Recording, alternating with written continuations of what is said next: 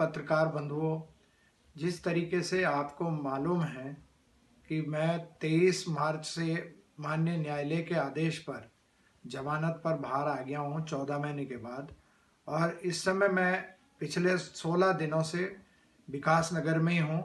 और यहां तक कि एक प्रार्थना पत्र मेरी पत्नी की तरफ से और एक प्रार्थना पत्र मेरी तरफ से माननीय हमारे वरिष्ठ पुलिस अधीक्षक महोदय को प्रेषित किया गया। मैं स्वयं भी मिलने गया था 4 तारीख को, क्योंकि मुझे कल 7 तारीख को अपने पैतृक गांव बिजनू जाना था, क्योंकि मेरे बूढ़े माँ बाप, मेरी दादी और मेरे भाई बंधु जो है, मेरी बहनें गांव में इंतजार कर रही है कि कब हमारा भाई बेटा नाती हमारे घर आए वापस।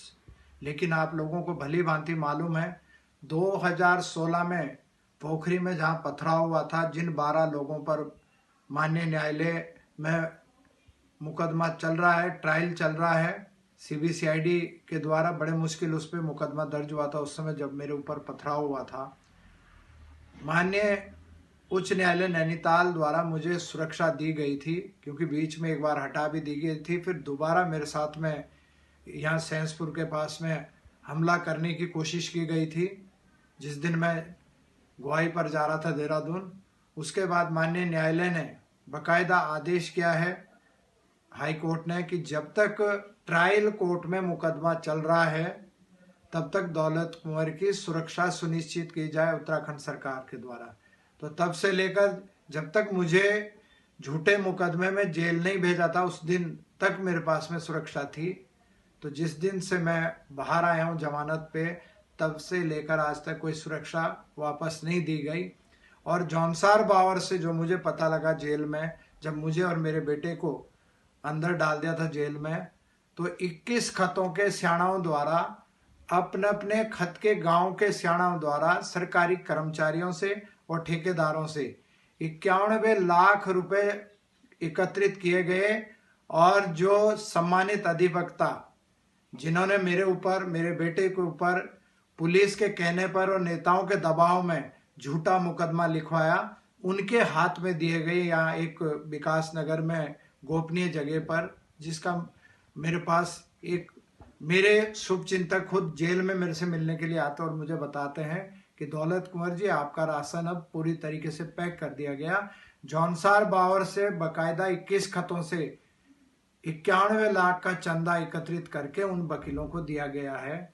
आप समझ सकते हैं कि किस तरीके से हम दोनों बाप बेटों को फंसाया गया। और आपके संज्ञान में मैं लाना चाहता हूं, सम्मानित पत्रकार बंधुओं के संज्ञान में लाना चाहता हूं। बड़े मुश्किल से एक दिल्ली की संस्था के द्वारा मेरा बेटा बीकॉम की पढ़ाई करने के बाद अमेरिका की कैलिफोर्निया में अपनी आगे की पढ़ाई करने के लिए 10 दिन के बाद जाना था, जिसके लिए संपूर्ण दस्तावेज तैयार हो गए थे, पासपोर्ट, वीजा अप्लाई। और यहाँ तक कि इसी कोतवाली ने, विकास नगर ने, जिसने मुकदमा लिखा है, 10 दिन पहले मेरे बेटे के ऊपर जो मुकदमा जिस दिन दर्ज किया, उससे 10 दिन पहले कैरेक्टर सर्टिफिकेट के लिए रिपोर्ट लगाई है।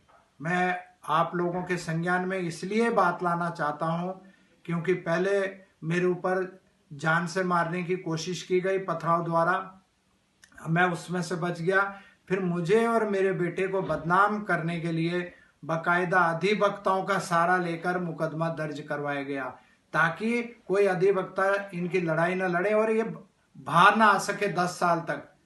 लेकिन सच्चाई की हमेशा जीत होती है। और मैं धन्यवाद देना चाहता हूं माननीय न्यायालय का, माननीय हमारे जो वकील साहब का, और संविधान का। संविधान में व्यवस्था है जिस वजह से हम लोग अभी जमानत पे आए और बहुत जल्दी हम लोग इस मुकदमे से बरी होंगे।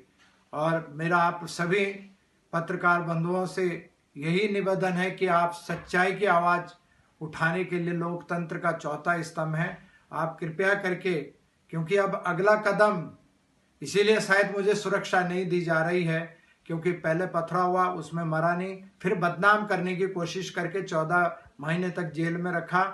और अब चूंकि आखिरी स्टेज है, किसी समय भी मेरी हत्या हो सकती है, लेकिन जब तक मैं जिंदा हूं मैं जॉन सार बावर के गरीबों के संवैधानिक अधिकारों की लड़ाई लड़ता रहूंगा, ये मैं आपको वादा कर रहा हूं। आप सभी पत्रकार बंधुओं का बहुत बहुत धन्यवाद, बहुत बहुत शुक्रिया।